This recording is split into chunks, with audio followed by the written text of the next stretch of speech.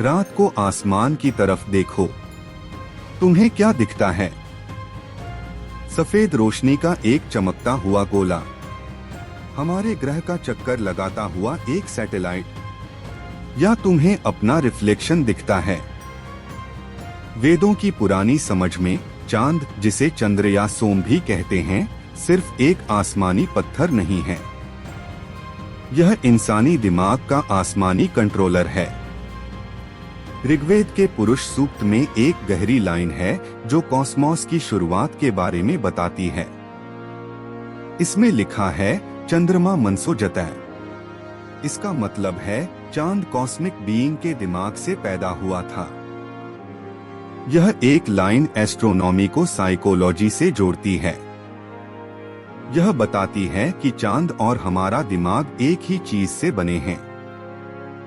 जैसे चांद के फेज होते हैं, बढ़ते और घटते, वैसे ही हमारे दिमाग के मूड होते हैं, बढ़ते और घटते।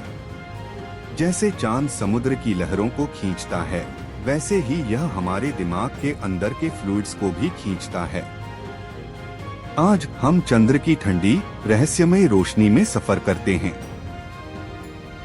हम समुद्र से उनके जन्म की ड्रामाटिक कहानी, उनके श्राप जिससे चांद के चक्र बने, और भगवान शिव के सिर पर आधा चांद पहनने की सीक्रेट वजह के बारे में जानेंगे।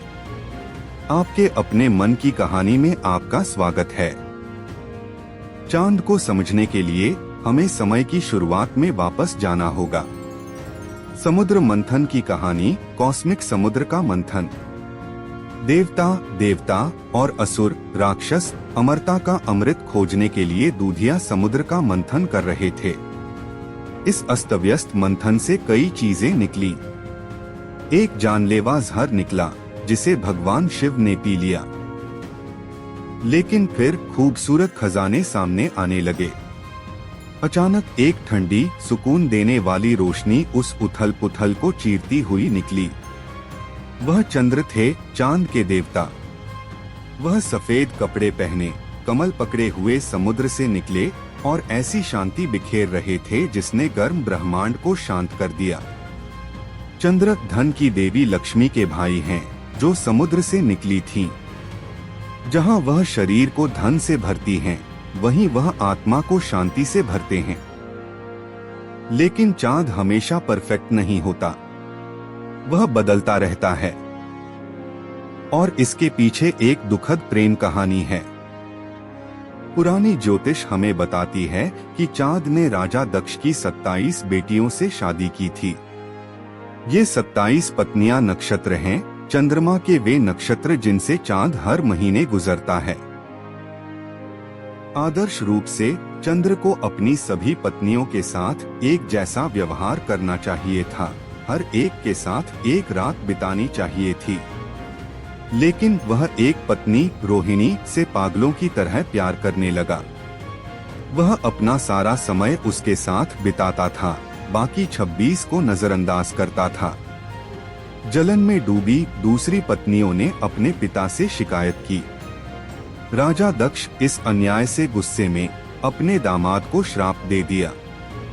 उन्होंने कहा, अहंकार से इतने चमकने वाले तुम खत्म हो जाओगे, तुम अपनी रोशनी खो दोगे और मर जाओगे। तुरंत चंद्र धुंधला पड़ने लगा। उसे क्षय रोग जैसी बीमारी हो गई। दिन ब दिन उसकी रोशनी कम होती गई। ब्रह्मांड का दिमाग मर रहा था। पौधों ने बढ़ना बंद कर दिया, लहरें चलना बंद हो गईं, अफरातफरी मच गई। डरकर चंद्र ने भगवान शिव से प्रार्थना की। दया के देवता शिव श्राप को पूरी तरह से हटा नहीं सकते थे, लेकिन वे इसे बदल सकते थे।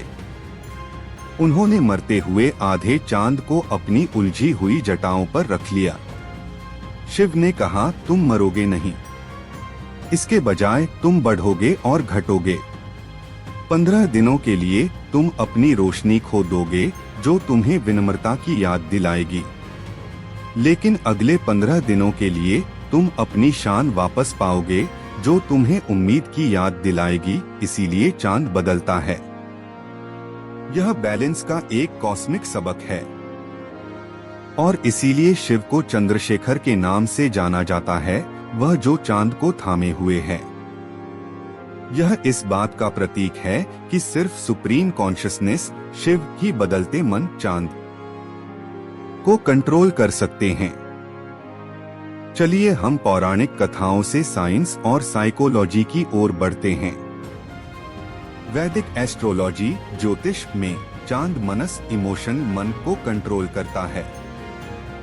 इसके बारे में सोचिए, इंसान का शरीर लगभग 70% पानी है। पृथ्वी ग्रह लगभग 70% पानी है।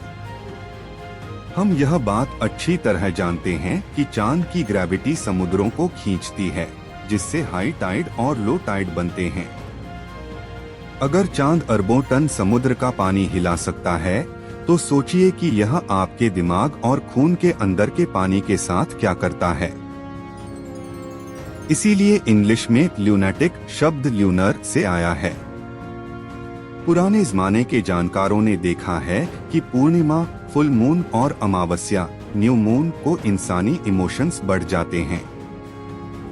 जो लोग परेशान रहते हैं वे और ज्यादा परेशान हो जाते हैं।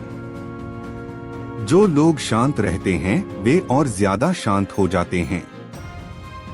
चांद एक एम्पलीफायर की तरह काम करता है। यह इमोशन पैदा नहीं करता, यह पहले से मौजूद चीजों को बड़ा कर देता है। हिंदू धर्म में एकादशी लूनर साइकिल का 11वां दिन का व्रत शरीर को डिटॉक्स करने और पानी की मात्रा कम करने का एक साइंटिफिक तरीका है, ताकि पूर्णिमा के दौरान चांद का खिंचाव दिमाग पर कम असर करे। यह अपनी ही बायोलॉजी को हैक करने का एक तरीका है। चांद का एक सीक्रेट नाम है सोम। वैदिक रीति रिवाजों में सोम दिव्य अमृत है, अमरता का अमृत। शास्त्रों में कहा गया है कि चांद वह प्याला है जिसमें यह अमृत है। घटते समय देवता यह अमृत पीते हैं, जिससे चांद छोटा हो जाता है। बढ़ते समय सूरज चांद को फिर से अमृत से भर देता है। लेकिन आध्यात्मिक साधक के लिए सोम अंदर होता है। ध्यान की गहरी अवस्था में जब मन पूरी तरह शांत होता है, बिना लहरों वाली झील की तरह, तो अंदर का चांद सिर के ऊपर से आनंद का अमृत टपकाता है। यह समाधि की अवस्था है। चांद ठंडा है, सूरज गर्म है। हमें जिंदा रहने और खाना पचाने के लिए सूरज की गर्मी की जरूरत होती है, लेकिन आराम करने, सोने और सपने देखने के लिए हमें चांद की ठंडक की जरूरत होती है। चांद की एनर्जी के बिना हम जल जाएंगे। तो चांद से क्या सबक मिलता है? चांद हमें सिखाता है कि बदलाव नेचुरल है। जैसे चांद हमेशा पूरा नहीं रहता, वैसे ही हमारा मन भी हमेशा खुश नहीं रहता। हमारे पास अंधेरे के फेज होते हैं और हमारे पास रोशनी के फेज होते हैं। यह कोई नाकामी नहीं है, यह कुदरत की लय है।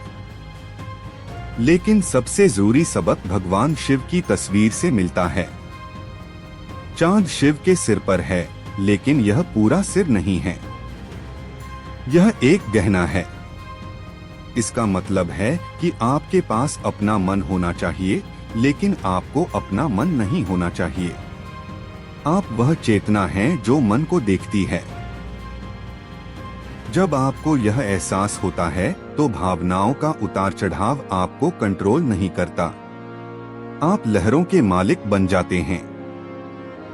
अगली बार जब आप चांद देखें, तो याद रखें यह एक आईना है।